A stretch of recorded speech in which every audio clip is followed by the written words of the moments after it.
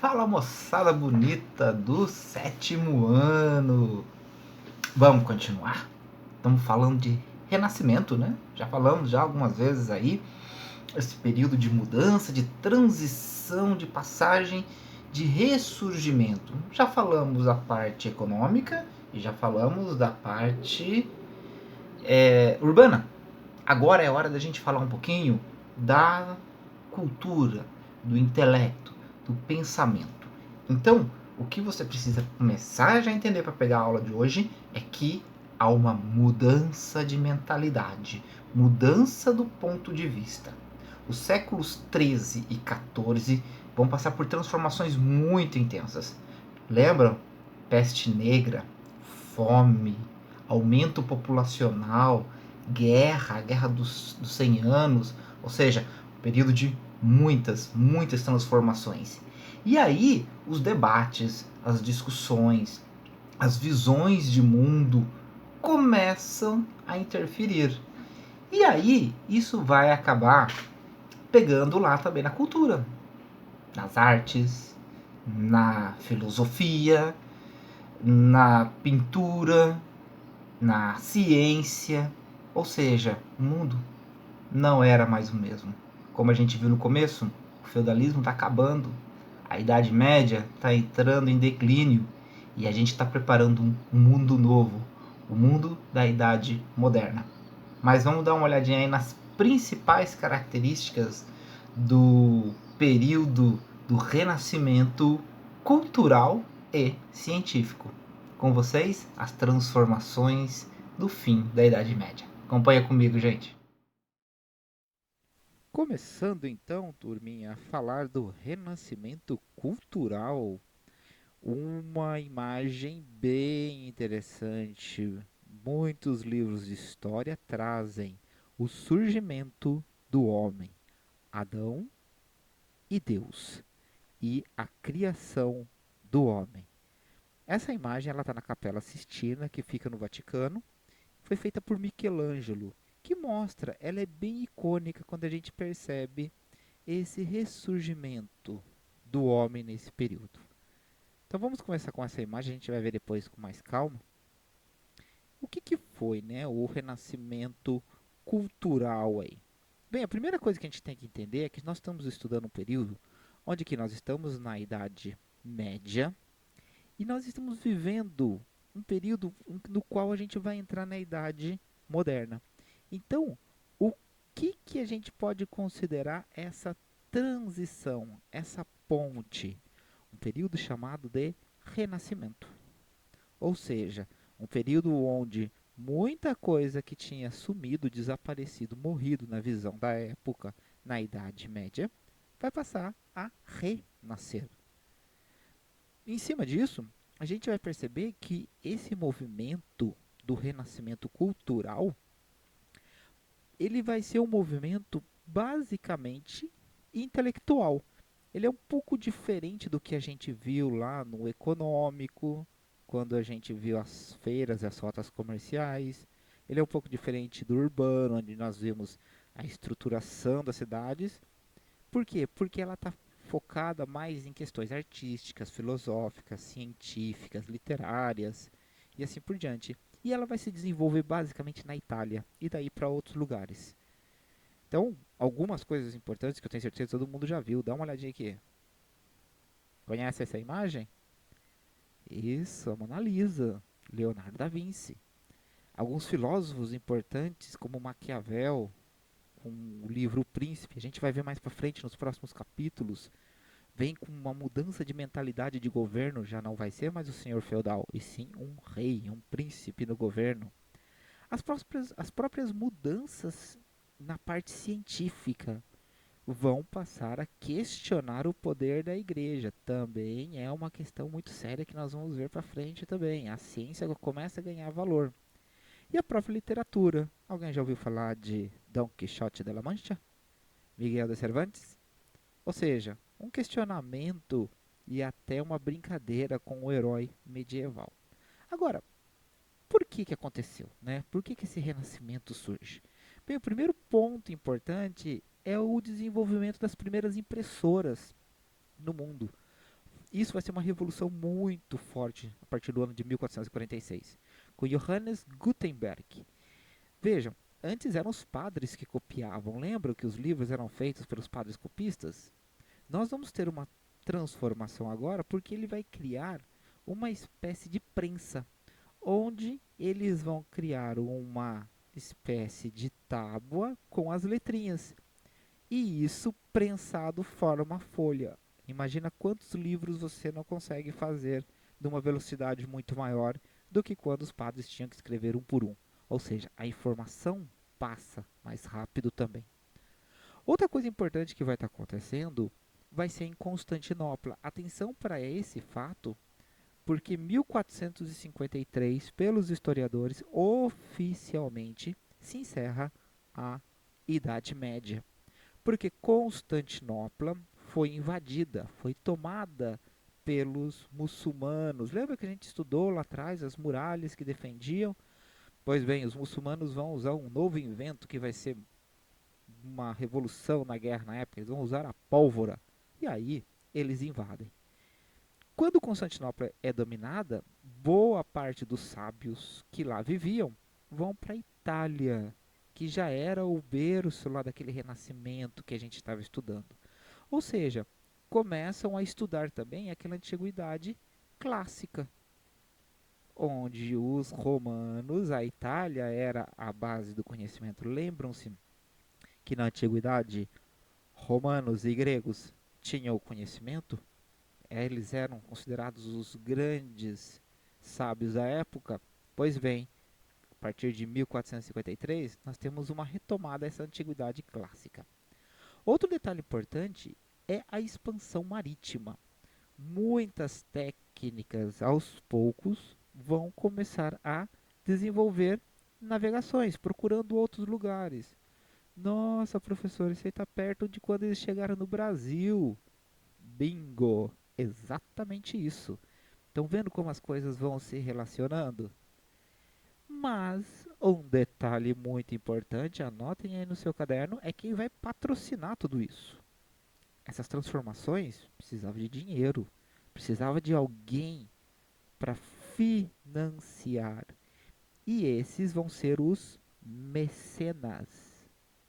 Mecenas, burgueses ricos. O mecenato era o ato de patrocinar os artistas e os intelectuais. O Papa, por exemplo, era um mecena. Os príncipes e reis eram mecenas, mas em especial a burguesia da época tinha tanto dinheiro que não tinha onde pôr esse dinheiro. Então eles vão pôr aonde? Na arte, nas ciências.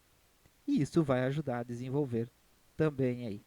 Bem, agora que a gente já entendeu um pouquinho aí como começou, vamos ver um dos principais aspectos que é a arte, a pintura. Acompanhe comigo. Nós vamos fazer um pequeno exemplo agora.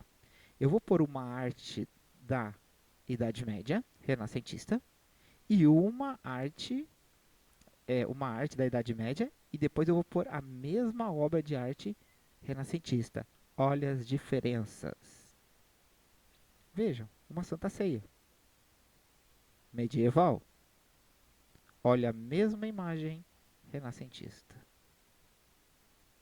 Olha como muda. Olha a noção de profundidade. Muito diferente.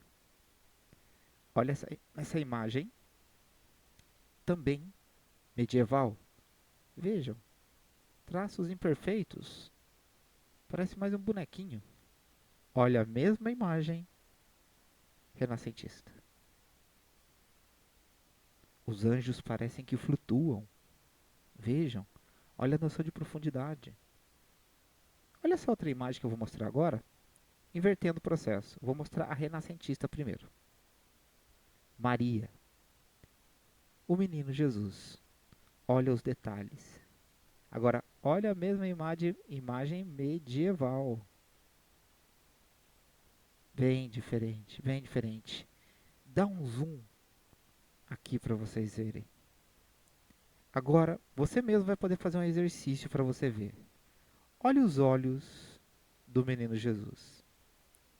Se você olhar de um lado para o outro, opa, deixa eu voltar, de um lado para o outro, sempre olhando os olhos de o menino Jesus, vocês vão ver que ele sempre vai estar olhando para você. Se você estiver num canto, ele está olhando para você. Se você for andando, ele continua olhando para você.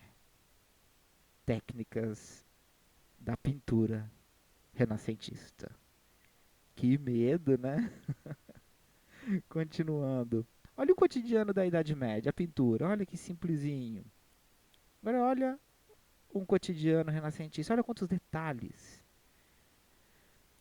Olha a obra, uma das obras máximas, que é a Capela Sistina dentro do Vaticano. Olha lá a imagem que eu mostrei agora há pouco para vocês. Aqui que são escolhidos os papas. Olha, Michelangelo fez isso.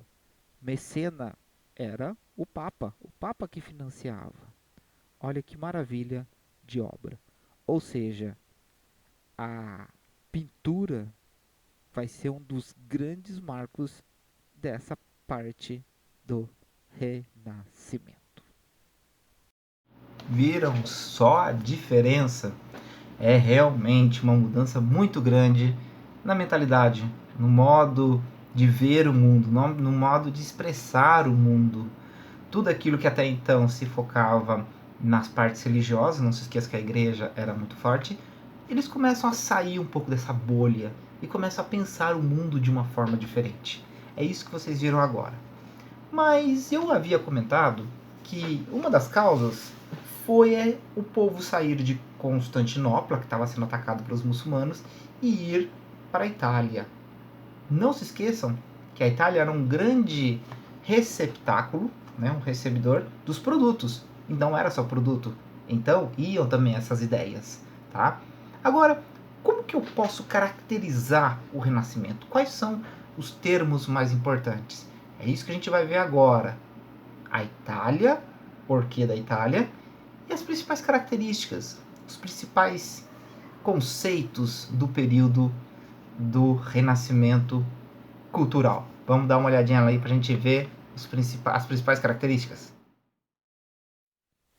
A história, de um modo geral, ela considera a Península Itálica, né, Itália de um modo geral, como o berço do Renascimento. Um Renascimento que vai se espalhar por toda a Europa, mas vai ter nas principais cidades italianas. Bem, algumas coisas a gente já viu e a gente pode retomar aqui. A Itália era onde estava o antigo Império Romano e guardava boa parte das ideias greco-romanas. Lembrando que Roma tem uma origem dos gregos, então por isso que a gente chama greco-romana. Então quando a gente fala de cultura clássica, a gente está falando dos gregos romanos. Então, ou seja, um local propício para se começar, ou melhor, para se recomeçar uma nova visão de mundo. Tá? Outro detalhe importante é que, como eu já disse anteriormente, os portos italianos estavam recebendo muita gente. Receberam inclusive a peste negra, né? Lembram-se disso? Pois bem, mas junto com mercadorias, com pestes e pessoas vinham ideias. Isso significa que as cidades italianas, as cidades portuárias da Itália, vão ser também centros de debates e discussões. Então, ou seja, aquelas críticas aos valores medievais vão ficar muito fortes nessas regiões da Itália. Além disso, por conta do comércio que tinha, a riqueza também estava no local. Isso vai proporcionar aí a figura de novo dos mecenas, que era quem financiava a arte. Então, resumidamente, a gente pode entender que a Itália foi o berço por conta desses fatores aqui. E o que caracteriza o Renascimento? Bem, temos alguns termos importantes que vocês podem anotar aí. O primeiro é o tal do humanismo e o classicismo. O humanismo, o nome já ajuda a entender. É essa visão mais focada no ser humano. Basta vocês verem, de um modo geral, que as pinturas já não focam mais questões religiosas ou só religiosas. Elas vão focar também no ser humano. O ser humano que é a maior criação de Deus. Então eles vão focar nisso. E o classicismo, por conta das culturas clássicas. Olha lá de novo, falando do greco-romano. Não é à toa que quando você olha as imagens, elas lembram, elas fazem referência às pinturas e deuses romanos, greco-romanas. Olha aqui a escola de Atenas. Olha aqui Davi. Vejam aqui, deusa de Vênus. Ou seja, lembram muito a arte greco-romana. Então, humanismo, valorização do ser humano, classicismo, retorno a culturas clássicas, ou seja, greco-romana. Essa perfeição do corpo era uma coisa que até então não tinha, lembra das imagens?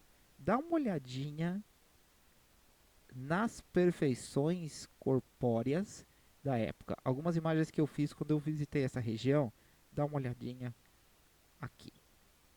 Olha Poseidon e vocês podem ver os detalhes. Olha os detalhes, é isso que você tem que prestar atenção. Ó, humano mesmo. Olha aqui. Percebam que para fazer um detalhe desse, olha a veia aqui, tem que ter bom conhecimento, não é só uma habilidade, né? É conhecimento também do corpo. Olha a Pietà, que é uma das obras mais famosas do mundo, ela está no Vaticano. Maria carregando Jesus, morto depois de descer a cruz. Olha os detalhes da posição, da postura. Olha a barba, né? Olha a unha. Olha essa obra de Michelangelo, Davi. Olha o olho. Esse tipo de coisa não temos nem muito o que dizer. É observar. Observem. Olha as veias, a unha. Olha só. Agora, para ter conhecimento de tudo isso, tem que ter um conhecimento também de anatomia. A gente não pode esquecer disso. E não é à toa que as obras vão valorizar muito esses detalhes. Olha aqui, Medusa sendo decapitada. Olha os detalhes aqui, ó. Então, esse então é uma característica muito forte quando a gente fala aí do humanismo, né? E outra coisa importante dentro desse próprio visão de humanismo é a visão que a gente tem do que o homem é o centro de tudo. Então nós temos uma visão medieval onde Deus era tido como centro de tudo. E nós vamos passar agora por uma visão onde o homem é o centro de tudo. Anote no seu caderno. Isso que eu acabei de falar tem o nome. Deus como centro de tudo, nós chamamos de teocentrismo. Era a visão que se tinha na Idade Média. Só que agora a gente está em processo de transição. O que é o centro de tudo? É o homem. E isso também tem um nome. Anotem aí. Antropocentrismo. Antropo, homem. O homem é o centro de tudo. Ah, professor, isso significa que eles deixaram de gostar de Deus? Não é isso. Eles só estão valorizando a maior criação de Deus. Né? Há inclusive os que questionam, dizendo que muitos vão realmente questionar, dizendo que Deus é uma invenção do cérebro humano. Não, existem teorias, gente, são teorias que colocam isso. Mas o que a gente pode entender é que Deus deixa de ser o único para ser a criação da sua principal criatura, o homem. Bom, e aí a gente vai ver que a ciência e a razão vão ganhar importância. Ou seja, as explicações científicas. Olha o homem vitruviano de Leonardo da Vinci.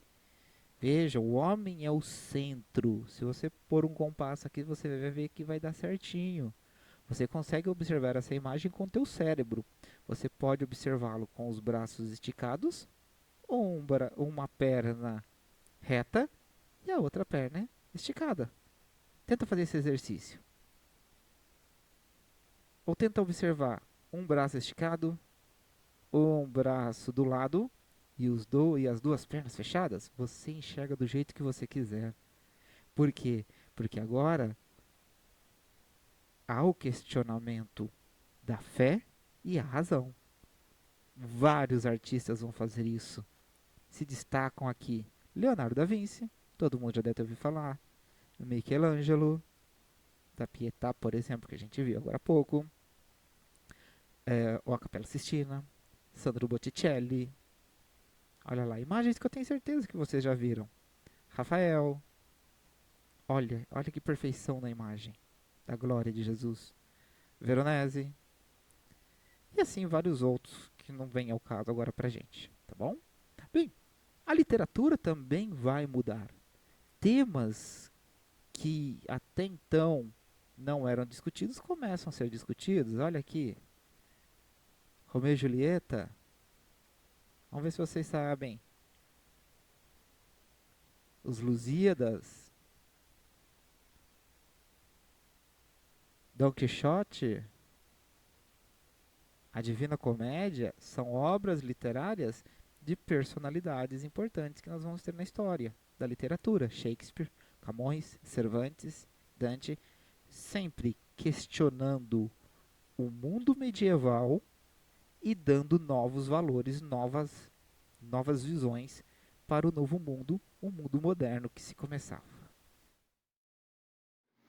Pô, professor, essa aula tá parecendo uma aula de arte. É mais ou menos isso, um pouco de história da arte. Esse período é um período assim muito fantástico porque ficou muito representado por coisas que nós temos hoje, personagens que nós temos hoje. Vocês viram aí, né? Leonardo da Vinci, literatura como por exemplo aí Miguel de Cervantes, entre outros e outros aí que, né, não vem ao caso aqui agora. Agora, vamos pensar uma coisinha. Esse renascimento cultural, artístico que a gente está vendo, de forma de mudar a mentalidade, ele vai trazer algo por detrás dele, que é o questionamento da fé, daquela visão que a igreja manda em tudo e que nós temos que tomar cuidado. É aí que vai entrar uma outra forma de renascimento, que é o que a gente vai chamar de renascimento científico. Acompanhem comigo, porque as mudanças na ciência vão ser muito importantes para o estilo de vida da época e até mesmo para ver como que eles vão atuar na arte. A ciência vai ser fundamental aí. Acompanhe aí comigo agora o renascimento científico. A ciência, então, vai ter um papel muito importante. Como eu falei para vocês, tudo que acontecia era Deus. Tudo acontecia por causa das questões religiosas. Mas vão questionar isso.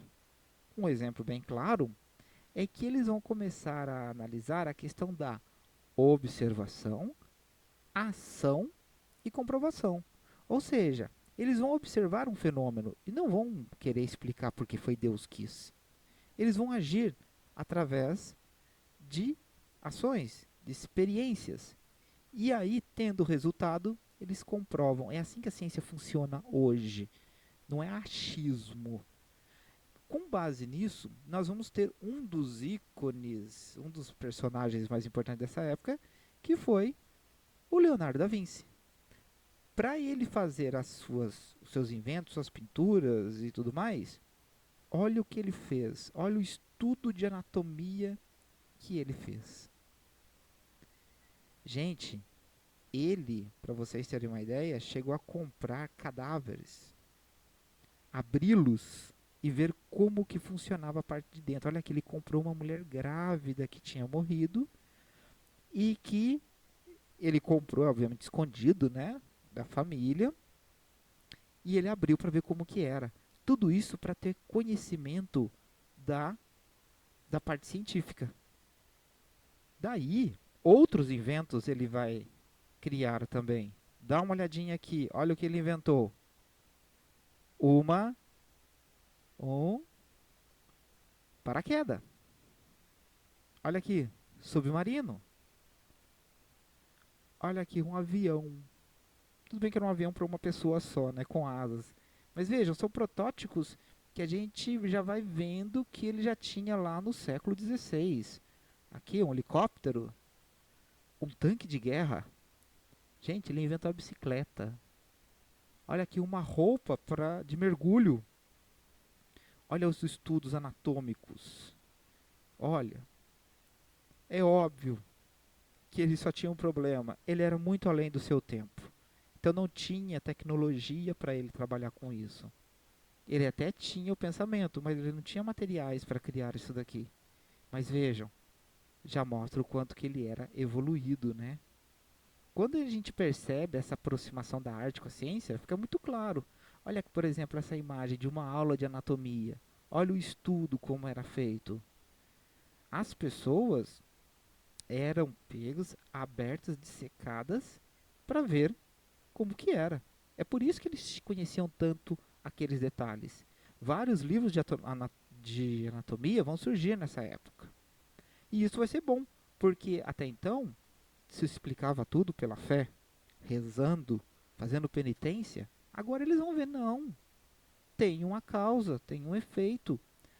Não adianta você querer ficar explicando pela parte religiosa. Tem uma ciência por detrás. Então isso evoluiu na época. Outros campos, como por exemplo na astronomia, nós vamos ter personagens como Copérnico, que ele vai negar que a Terra era o centro do sistema solar, a teoria geocêntrica, e vai dizer que o centro de tudo é o Sol, a teoria heliocêntrica. Todo mundo já deve saber disso, né? A Terra e os planetas giram em torno do Sol. Só que você não podia falar isso antes dessa época aqui, né? A igreja não ia permitir, seria uma coisa fora de concepção. Copérnico acabou comprovando isso. Depois, Galileu Galilei veio e comprovou mais ainda com base lá em Copérnico, e ele criou telescópios onde ele conseguiu perceber vários detalhes dos astros. A igreja chamou para negar suas teorias, ou ele iria queimar na fogueira. E ele negou. E ele acabou negando, não quis ir, né? Porém, um avanço da ciência. Percebam, outros importantes, como por exemplo, Giordano Bruno. Giordano Bruno veio com uma história acreditando simplesmente que o universo é infinito e que poderia haver vida em outros planetas. Veja, você imagina dizer isso naquela época, que poderia existir vida inteligente em outros lugares. Gente, ele não negou as ideias dele. Tá aqui uma estátua dele na Itália. Adivinha o que a igreja fez com ele? Pois é, a igreja o queimou vivo. Essas atitudes da igreja vão passar a ser muito questionadas. Mas isso já serão cenas dos nossos próximos capítulos. Tá aí, moçada. Terminamos agora esse renascimento cultural e científico. Olha quantas coisas que vão mudar. Uma aula curta, porém mudanças radicais, principalmente pela mentalidade do povo. Então, o que eu preciso que você saiba dessa época? Primeiro, o mais importante, que há uma transformação na mentalidade do povo da época. Esse é o primeiro ponto importante. Que transformações são essas que eu tenho que saber, professor? Essa passagem do teocentrismo para o antropocentrismo, ou seja, Deus deixa de ser o centro de tudo e o homem passa a ser mais valorizado. A figura do mecena, que é aquele burguês rico que está financiando a arte. Isso também é uma parte bem importante aqui. Tomem cuidado com essa parte científica, porque o questionamento da fé está ligado também a essa parte da ciência. E, importante para a gente pegar um gancho para cenas dos próximos capítulos, a igreja não vai gostar disso. A igreja vai ser questionada. E aí, o que vai acontecer com a igreja nessa época? Sabe o que vai acontecer? Não percam as cenas dos próximos capítulos. Beijão para vocês, até a próxima, gente. Tchau, tchau.